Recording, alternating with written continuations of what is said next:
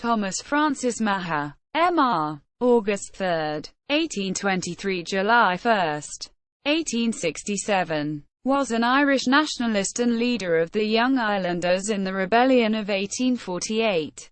After being convicted of sedition, he was first sentenced to death, but received transportation for life to Van Diemen's Land, now Tasmania, in Australia. In 1852 he escaped and made his way to the United States, where he settled in New York City. There Meagher studied law, worked as a journalist, and traveled to present lectures on the Irish cause. He married for a second time in New York. At the beginning of the American Civil War, Meagher joined the U.S. Army and rose to the rank of brigadier general. He was most notable for recruiting and leading the Irish Brigade, and encouraging support among Irish immigrants for the Union. He had one surviving son, born in Ireland from his first wife after Meagher was in the United States, and never knew him. Following the Civil War, Meagher was appointed acting governor of the Montana Territory. In 1867, Meagher drowned in the swift-running Missouri River after falling from a steamboat at Fort Benton. Timothy Egan, author of a 2016 biography on Meagher, has suggested that the governor was murdered by Montana opponents. Family. Thomas Francis Meagher was born in what is now the Granville Hotel on the Quay in Waterford City, Ireland. From the age of 2 he lived with his family at a nearby number 19. The Mall. His father, Thomas Meagher, 1796–1874, was a wealthy merchant who had retired to enter politics. He was twice elected mayor of the city, which he also represented in Parliament from August 1847 to March 1857. He had lived in the city since he was a young man, having migrated from Newfoundland in present-day Canada. The senior Meagher was born in St. John's, Newfoundland. His father, also named Thomas, 1763–1837, had emigrated as a young man from County Tipperary just before the turn of the 18th century. Starting as a farmer, the grandfather Meagher became a trader, and advanced to merchant and shipowner. Newfoundland was the only British colony where the Irish constituted a majority of the population. The senior Thomas Meagher married the widow Mary Crotty. He established a prosperous trade between St. John's and Waterford, Ireland. Later, the grandfather placed his eldest son Thomas in Waterford to represent their business interests. With the son Thomas moved to Waterford, the Meagher family had come full circle, returning to Ireland to prosper. The son Thomas became a successful merchant in Waterford, whose economic success was followed by political office. Thomas Francis Meagher's mother, Alicia Quan, 1798–1827, was the second eldest daughter of Thomas Quan and Alicia Forrestall. Her father was a partner in the trading and shipping firm known as Y. Cashin and Quan of Waterford. She died when Meagher was 3.5 years old, after the birth of twin girls. One of the girls also died then, the other at age 7. Meagher had 4 siblings, a brother Henry and 3 sisters. Only his older sister Christine Mary lived past childhood. Early life and education. Meagher was educated at Catholic boarding schools. When Meagher was 11, his family sent him to the Jesuits at Clongowes Wood College in County Kildare. It was at Clongowes that he developed his skill of oratory, becoming at age 15 the youngest medalist of the debating society.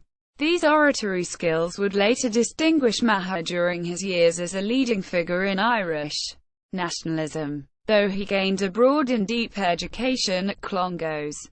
As was typical, it did not include much about the history of his country or matters relating to Ireland.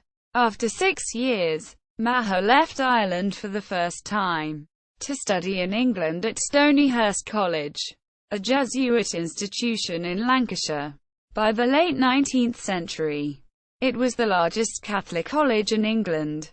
Määr's father regarded Trinity College, the only university in Ireland, as being both anti-Irish and anti-Catholic. The younger Meagher established a reputation for developed scholarship and rare talents. While Meagher was at Stonyhurst, his English professors struggled to overcome his horrible Irish brogue. He acquired an Anglo-Irish upper-class accent that in turn grated on the ears of some of his countrymen. Despite his English accent and what some people perceived as a somewhat affected manner, Meagher had so much eloquence as an orator as to lead his countrymen to forget his English idiosyncrasies. Meagher became a popular speaker, who had no compare, in Conciliation Hall, the meeting place of the Irish Repeal Association. Young Ireland. Meagher returned to Ireland in 1843, with undecided plans for a career in the Austrian army, a tradition among a number of Irish families. In 1844 he travelled to Dublin with the intention of studying for the bar. He became involved in the Repeal Association, which worked for repeal of the Act of Union between Great Britain and Ireland. Meagher was influenced by writers of the Nation newspaper and fellow workers in the repeal movement. The movement was nationwide. At a repeal meeting held in Waterford on December 13, at which his father presided, Meagher acted as one of the secretaries. He soon became popular on Borough Quay, his eloquence at meetings making him a celebrated figure in the capital. Any announcement of Meagher's speaking would ensure a crowded hall. In June 1846, the administration of Sir Robert Peel's Tory ministry fell, and the Liberals under Lord John Russell came to power. Daniel O'Connell tried to lead the repeal movement to support both the Russell administration and English liberalism. Repealer agitation was damped down in return for a distribution of generous patronage through Conciliation Hall. On June 15, 1846, Meagher denounced English liberalism in Ireland, as he suspected the national cause of repeal would be sacrificed to the Whig government. He thought the people striving for freedom would be purchased back into factious vassalage. Meagher and the other young Islanders, the epithet used by O'Connell to describe the young men of the nation, vehemently denounced any movement toward English political parties, so long as repeal was denied. The promise of patronage and influence divided the repeal movement. Those who hoped to gain by government positions, also called the tail, and described as the corrupt gang of politicians who fawned on O'Connell, wanted to drive the Young Islanders from the Repeal Association. Such opponents portrayed the Young Islanders as revolutionaries, factionists, infidels and secret enemies of the Catholic Church. On July 13, O'Connell's followers introduced resolutions to declare that under no circumstances was a nation justified in asserting its liberties by force of arms. In fact, the Young Islanders had not, until then, advocated the use of physical force to advance the cause of repeal and opposed any such policy. The peace resolutions declared that physical force was immoral under any circumstances to obtain national rights. Although Meagher agreed that only moral and peaceful means should be adopted by the association, he also said that if repeal could not be carried by those means, he would adopt the more perilous, risky but no less honorable choice of arms. When the peace resolutions were proposed again on July 28, Meagher responded with his famous sword speech. Meagher held the peace resolutions were unnecessary. He believed that under existing circumstances, any provocation to arms would be senseless and wicked. He dissented from the resolutions because of not wanting to pledge to the unqualified repudiation of physical force in all countries, at all times, and in every circumstance. He knew there were times when arms would suffice, and when political amelioration called for a drop of blood, and many thousand drops of blood. He eloquently defended physical force as an agency in securing national freedom. as Meagher carried the audience to his side.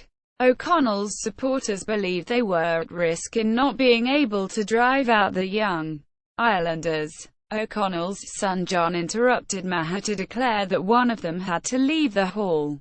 William Smith O'Brien protested against John O'Connell's attempt to suppress illegitimate expression of opinion, and left the meeting with other prominent young islanders in defiance, never to return. Irish Confederation. In January 1847, Meagher, together with John Mitchell, William Smith O'Brien, and Thomas Devin Riley, formed a new repeal body, the Irish Confederation. In 1848, Meagher and O'Brien went to France to study revolutionary events there, and returned to Ireland with the new flag of Ireland, a tricolour of green, white and orange made by and given to them by French women sympathetic to the Irish cause.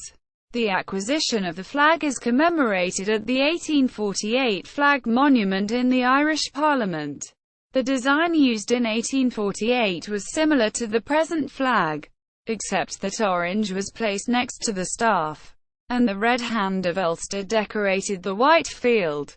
This flag was first flown in public on March 1, 1848, during the Waterford by-election, when Meagher and his friends flew the flag from the headquarters of Mars Wolfe Tone Confederate Club at No.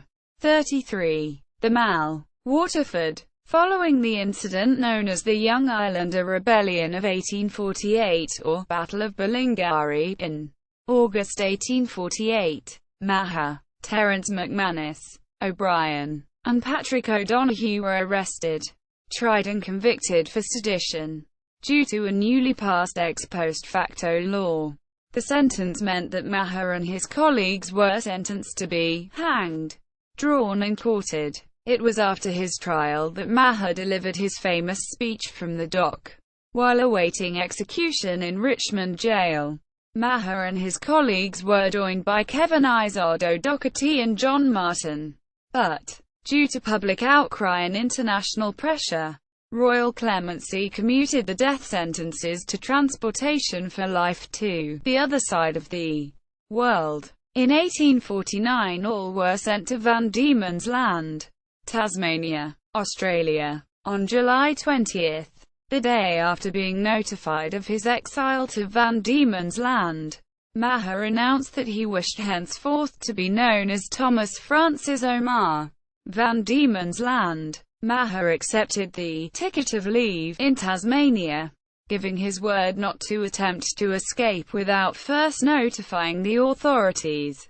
In return for comparative liberty on the island, a further stipulation was that each of the Irish gentlemen convicts were sent to reside in separate districts.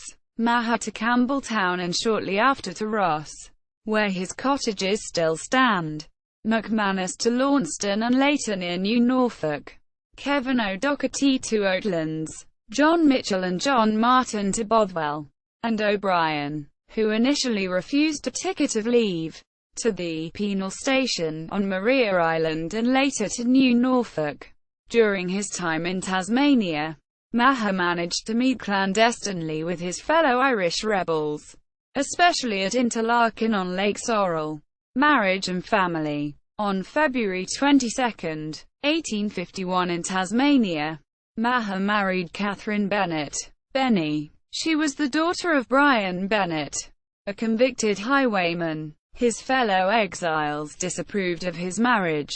Soon after they were married, Catherine became ill. Less than a year after his wedding in January 1852, Meagher abruptly surrendered his ticket of leave, and planned his escape to the United States.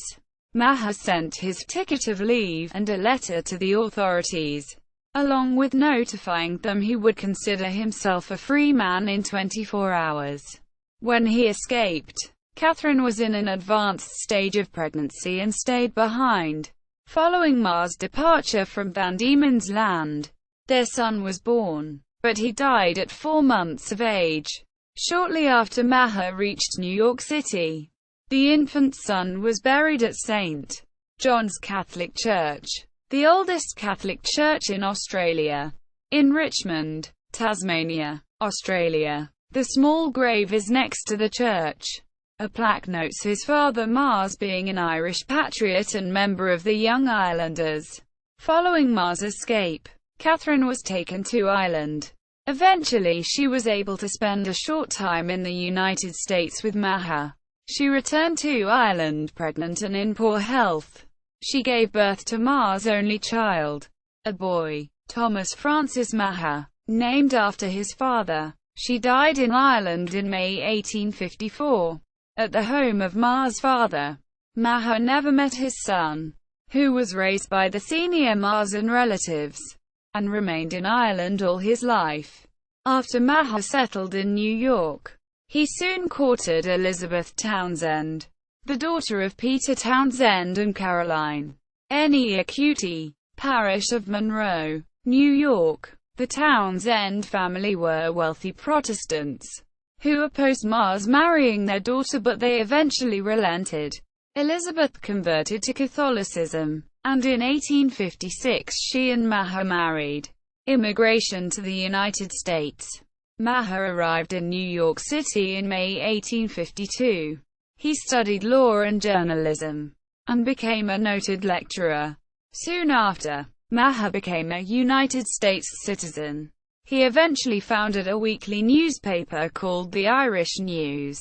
Meagher and John Mitchell, who had also since escaped, published the radical pro-Irish, anti-British Citizen. After his escape, the question of honor was raised by Mitchell.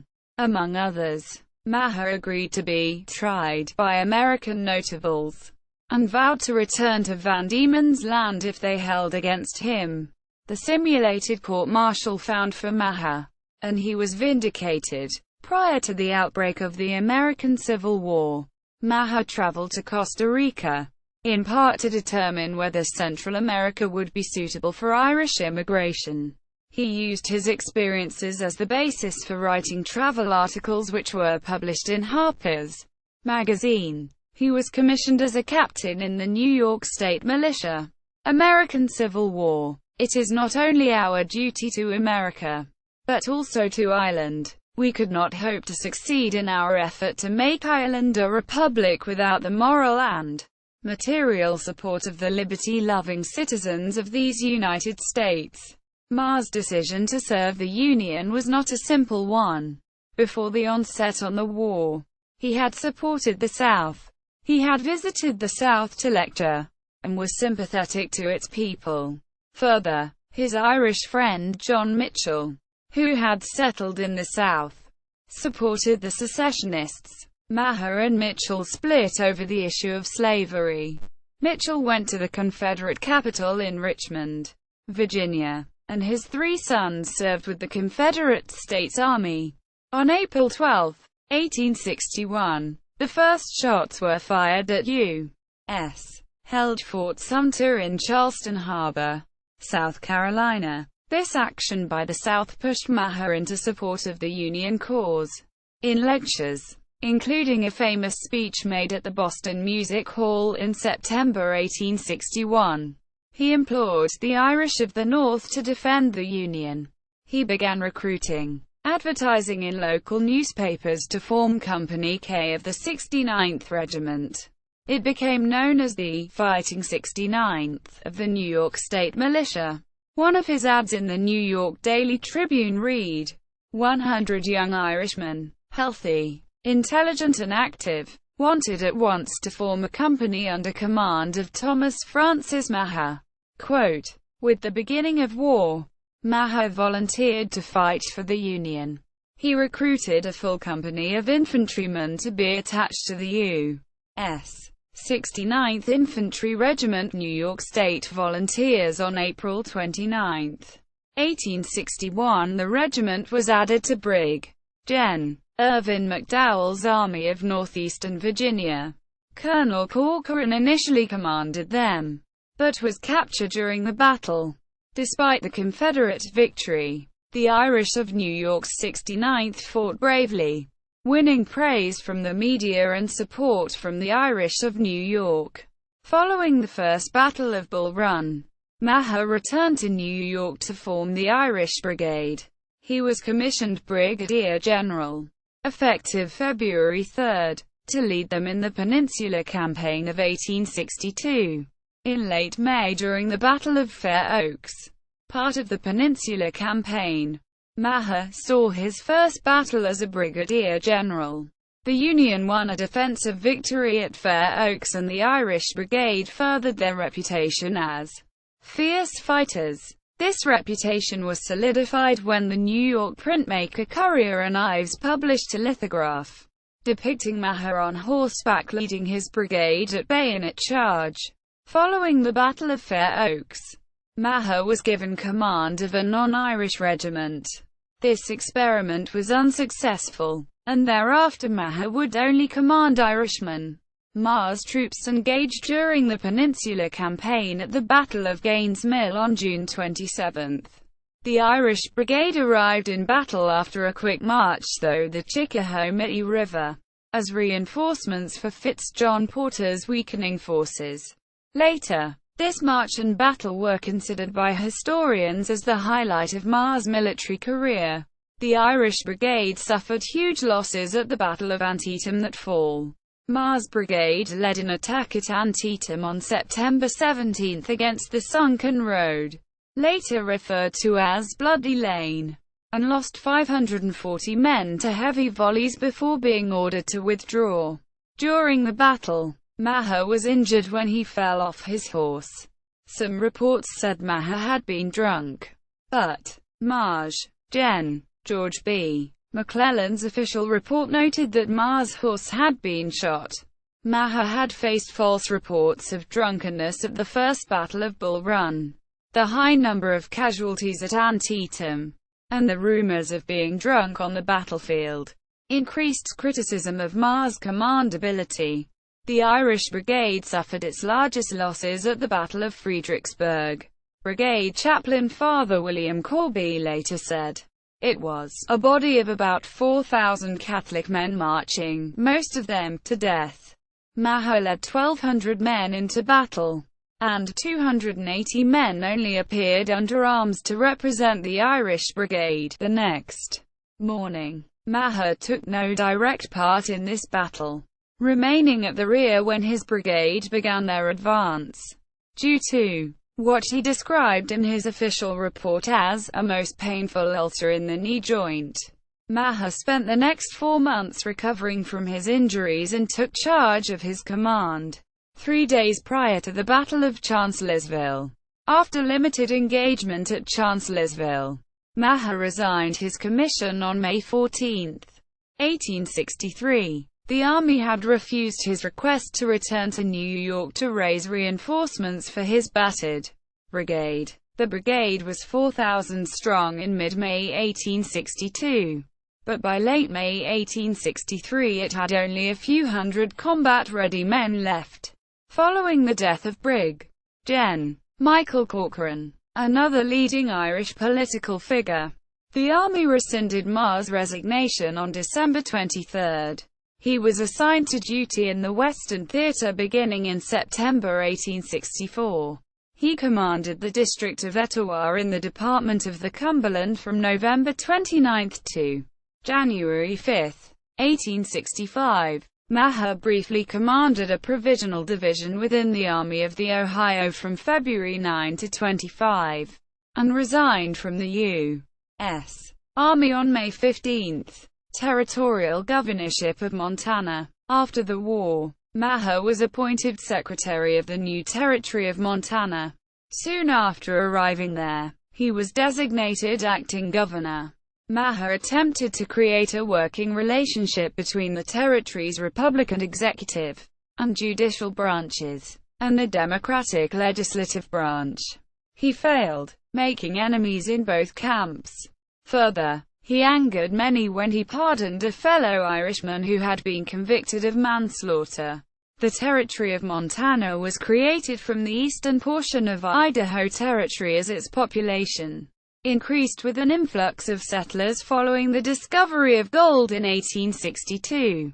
When the Civil War ended, many more settlers entered the territory, searching for riches. They often disregarded U.S. treaties with the local Native American tribes.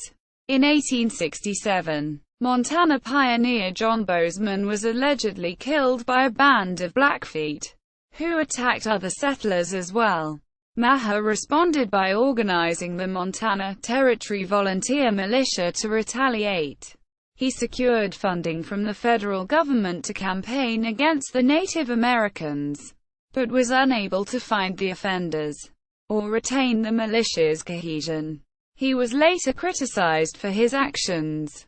Meagher called Montana's first constitutional convention to develop a constitution as a step toward statehood. Not enough residents voted for the constitution and statehood to qualify.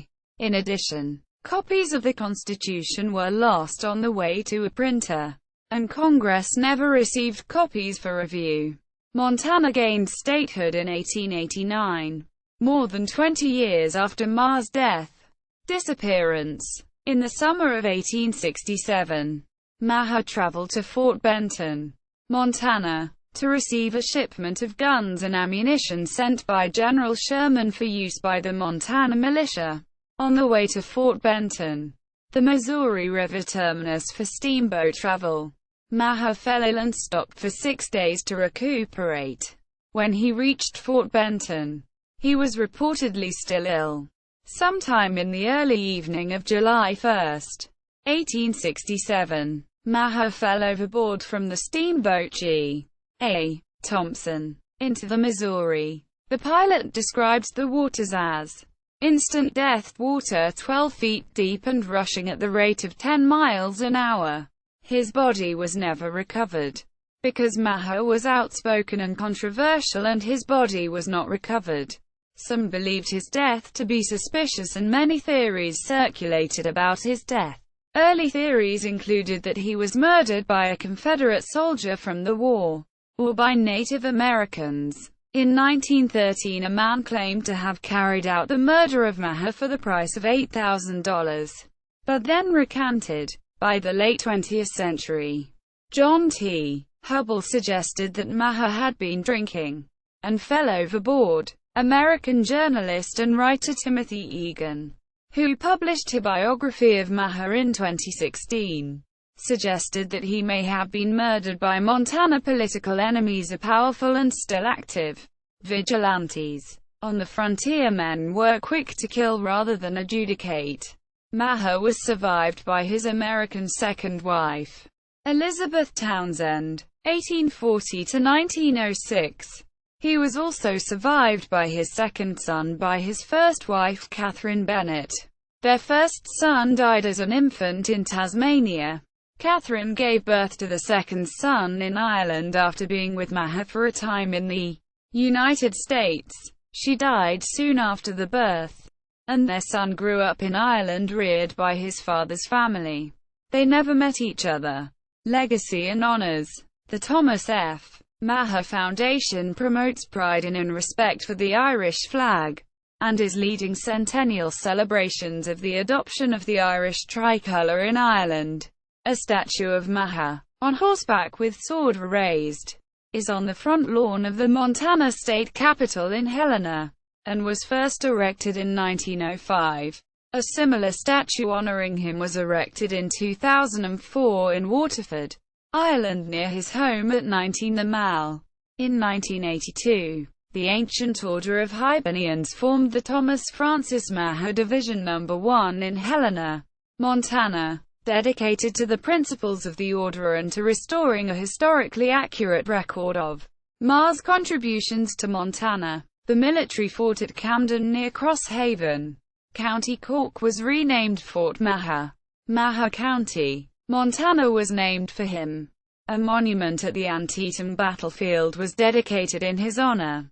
The inscription on the granite monument reads, "The Irish Brigade commander was born in Waterford City, Ireland on August 23, 1823. A well-educated orator, he joined the Young Ireland movement to liberate his nation. This led to his exile to a British penal colony in Tasmania, Australia in 1849. He escaped to the United States in 1852 and became an American citizen. When the Civil War broke out, he raised Company K, Irish Zouaves, for the 69th New York State Militia Regiment, which fought at First Bull Run under Colonel Michael Corcoran. Subsequently, Meagher raised the Irish Brigade and commanded it from February 3, 1862 to May 14, 1863 till later commanded a military district in Tennessee. After the war, Meagher became secretary and acting governor of the Montana Territory. He drowned in the Missouri River near Fort Benton on July 1, 1867. His body was never recovered. A cenotaph memorial to Meagher is in Greenwood Cemetery, New York City. In the spring of 1867, the U.S. Army established a post near Rocky Creek, east of Bozeman, Montana, and named it Fort Elizabeth Meagher in honor of Meagher's second wife. At the New York Hotel and Casino in Las Vegas, a statue depicting Meagher in uniform was dedicated near the Brooklyn Bridge directly facing the Las Vegas Strip. On December 3, 1944, the Liberty ship S. Thomas F. Meagher was launched. In March 2015, the Shore Bridge, crossing the river Shore outside Waterford, Ireland, was renamed the Thomas Francis Meagher Bridge by the President of Ireland, Michael D. Higgins. In December 1987, the General Thomas F. Meagher Division 1 of the city of Fredericksburg, Virginia, of the Ancient Order of Hibernians was formed. See also: List of convicts transported to Australia. List of American Civil War generals.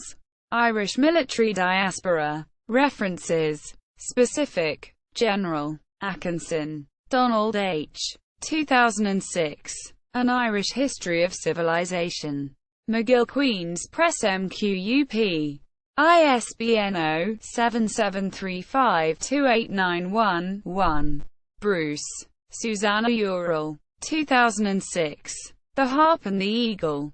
Irish-American Volunteers and the Union Army. 1861–1865. NYU Press. ISBN 0-8147-9940-X. Kavanagh, Michael. 1892. Gen. Thomas Francis Meagher, The Leading Events of His Career. Worcester, M.A. The Messenger Press.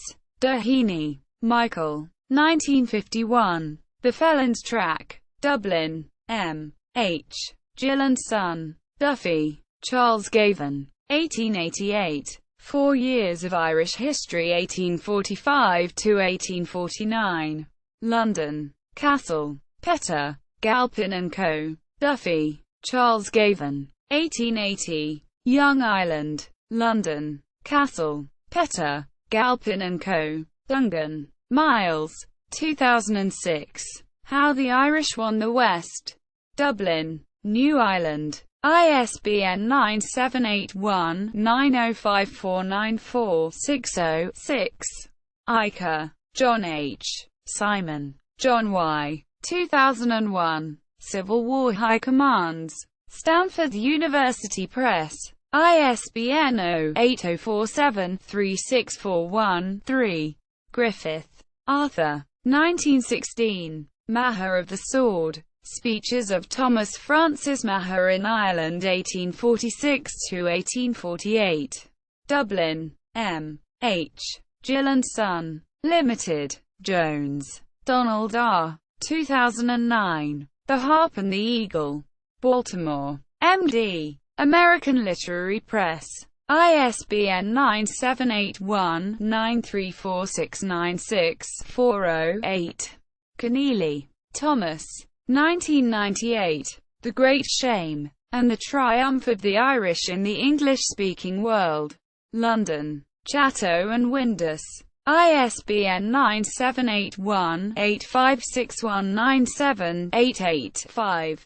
Lonergan, Thomas S. 1913. Daly, Edward Hamilton, ed. General Thomas Francis Meagher. The Journal of the American Irish Historical Society.